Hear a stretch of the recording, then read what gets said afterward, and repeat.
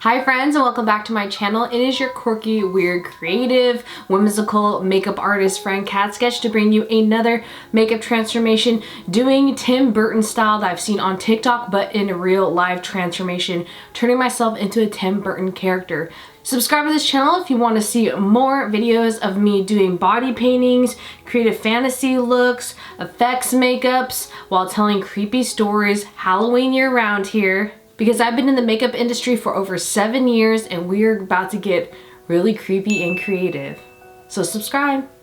Now, like I said, we're gonna turn into a Tim Burton character. Like if I was an actual character in the world universe of Tim Burton, while talking about weird games that I've read about in history from the 18th and 19th century that is just super odd. Before PlayStations, video games, Instagram, and TikTok was around, they had to get creative.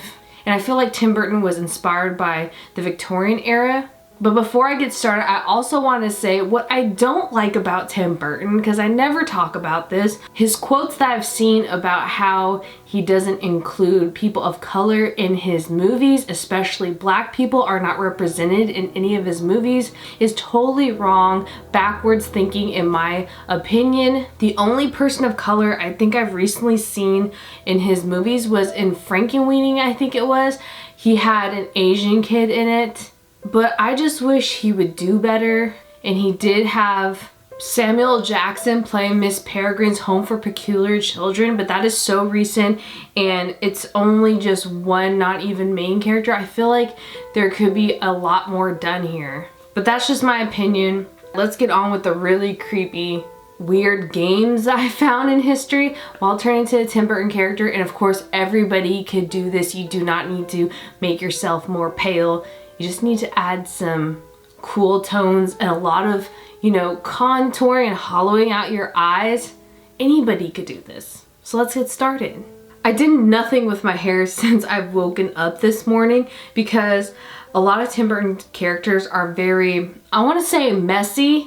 Sometimes they're in a bun like this, sometimes they're in really tight curls, sometimes they're just all over the place and ratty and beautiful and whimsical. So that's what I was trying to achieve. And we're gonna do the smallest little tiny prosthetic I think I've ever used on my face. It's a little small elf nose because I feel like the pointed nose would look so cute, but you do not need to do this step. You could definitely just do the makeup without putting a prosthetic or making your nose pointed at all and just contouring it. But since you guys liked my devil makeup so much recently this Halloween season, I'm definitely going to do some sad thin eyebrows like that because it's very Tim Burton aesthetic.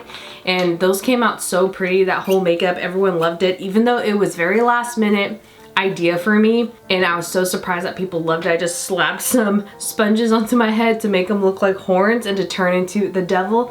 But let's turn into a Tim Burton character with this nose. Putting on some Prozade in this. Now this first Victorian era game that I found has to do with walking on stairs backwards with a mirror. And that's it, just a mirror. It sounds so dangerous. This is actually a very hard prosthetic to do. Supposedly during this Victorian era game of walking down the stairs with the mirror, you're supposed to see in the mirror or appears is the features of your future husband or wife, mate for life. But honestly, it just seems like you mostly fall down the stairs and get a concussion, broken bones, or injury. So that first game was called Cellar Stairs, and this next one is called Candle and Apple Game. It's sometimes called Snap Apple. Sounds like a delicious drink. This game was popular in the 18th and 19th century. Halloween back then was considered Snap Apple Night. Candles and apples were hung from the ceiling, I'm guessing by string, and the goal of the game was to take a bite of the apple without taking any bites of wax in your mouth. Sounds dangerous. What if you get pouring hot dripping wax or flames in your eyeball?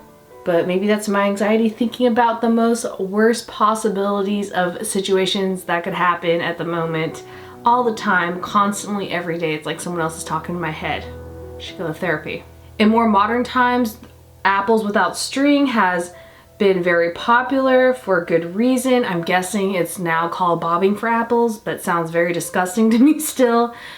Given the situation of what we're living in right now, This next one, I don't even know how to pronounce. Molybdomancy. This is how it's spelled. But back then, just for fun, people used to melt lead and then pass it through a key or a certain object into a vessel or object of cooled water. It then resulted in freeform shapes to be formed within the water by the liquid lead that then could be read, almost like how, you know, people read tea leaves, things in smoke, that type of situation. I forgot to put eye cream on. I have moisturized my face because my face is drier than the Sahara Desert. I'm using Uma Beauty's foundation for today's look, and this popular game of the liquid lead would be like read like tea leaves, mostly in Europe in the 19th century, and it would happen around New Year's so that it could predict what was to come, their good fortunes or bad fortunes in the next upcoming year. The next game is called Jumping Over Candles. And I love this Tim Burton idea so far because I just realized I don't have to put under eye corrector on because those dark circles will come in handy. I probably don't even have to put concealer really much on other than my eyebrows. Oh, I might have to put corrector on my eyebrows, never mind. But the Jumping Over Candles game. We've all heard of the nursery rhyme Jack Be Nimble, but in the 1800s, it was actually a game played by both children and adults using Uma Beauty's concealer Stay Woke. If you don't know what Jack Be Nimble is, it's Jack Be Nimble, Jack Be Quick. Jack jumped over the candlestick. So it is predicted that a lot of fires happen this way, if you can imagine a whole bunch of people jumping over candlesticks with their clothes catching on fire. It's crazy that both children and adults play this because you think adults would be smart enough to tell children, you know, don't play with fire, and especially in hard times of war and stuff. But I guess that didn't stop people from having fun and just not, I guess, thinking of the repercussions back then. I could totally see someone like, don't play with fire, and they're like laughing in their face. Oh my gosh, Cat thinks that fire's that dangerous. Ha! This next thing is some crazy beauty routines that army gals that served had to follow these crazy guidelines. As you can tell, I'm trying to hollow out my cheekbones right here. Like Maleficent-esque vibes of a very dramatic hollow cheek, which is super hard, I feel like, for someone like me with a super round face and my jawline. But the women in the army were considered Women Army Auxiliary Corps that was created back in 1942. This is back when every available body was needed in the wartime, in the war effort to serve. I'm just using this white as like my highlight.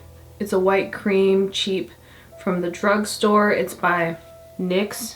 And though the women in the Women Army Artillery Corps were not at the same level as a man when it came to fighting, they were frequently in support, decoding, clerical work, and positions like that when it came to working for war efforts. Even medical roles in the 1940s. I'm gonna make this a little triangle down here, and I'm gonna just want to highlight here.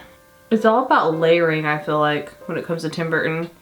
Instead of just slapping on some white makeup and calling it a day with some high contrast contour.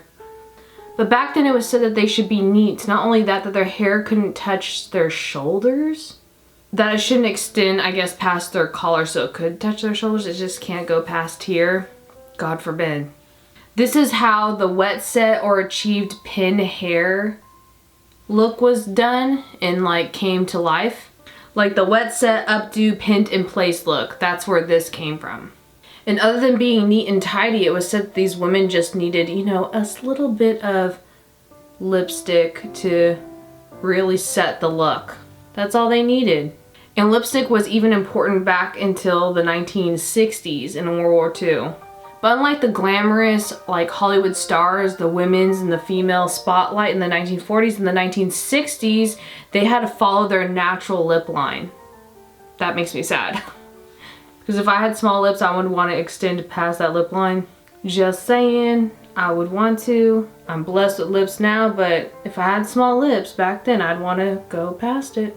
I just mixed a little gray and blue, going back into those contours with it to deepen them. Tim Burton really just follows the hollowness of the traditional where the skull outline is and the orbital bones and the cheekbones, and that's all. And if their lips went over the line, they had to blot it with tissue paper on demand. These women were advised to not wear offensive nail polish, or they could wear like clear. Do some squiggly marks on my cheeks. Ooh, I have a better idea. We'll do light blue. Ooh, I love that. I'm going with some gray in the squiggle too. Their shoes were always to be polished, and their stocking tights, we call them now, seams were said to always be straight. Imagine having to be that detailed. I feel like a Cirque du Soleil character, just a little bit. If you haven't seen a Cirque du Soleil show, if you ever want to save your money on something that's worth it, like a show, instead of Broadway shows, I was brought up on those. Now I'm gonna get a little bit of the gray blue to go in with it. Even into the 1960s, women in the WAC were not allowed to wear slacks. Put some blue here and blot it. And then I'm just gonna do like a purpley color here, like a purple blue, and blot it. Do a little bit of black on the inside. If you got dry, crusty lips, that's kind of perfect for this. Now this is the perfect palette for this. This is the Lunatic Cosmetics Labs Volume 1. My hands are so blue. Contour palette, it's great. We're just gonna refine some of the contour. Women couldn't wear slacks unless they were heading to bowling or softball, but everything's changed a lot since then. I thought these were games, but apparently it's just everything in history.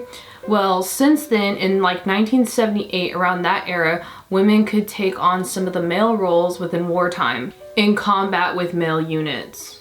So this was actually the collection from ColourPop that inspired me to do this, the Baroque collection, because it's so like Victorian, whimsy, floral, my favorite color, the packaging, it's just everything. And look at these colors, like screams Tim Burton. Dipping into the color Lounge, do the under eye and like buff it out with a smoky eye. Definitely giving off this color, the dark shadows vibes of Johnny Depp. I need white under eyes. I want to make them look big.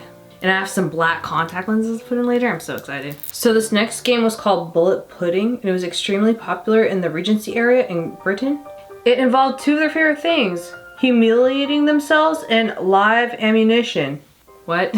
So in this game, the host would get a large serving dish, a metal dish, one of those dishes that you serve Thanksgiving turkey on. Then a mountain of flour is placed that's 2 feet high with the bullet like on the summit of it. And this is where it gets weird. It's almost like the modern day Jenga. I'm doing a little bit of Edward Scissorhands definitely with this eye look right now.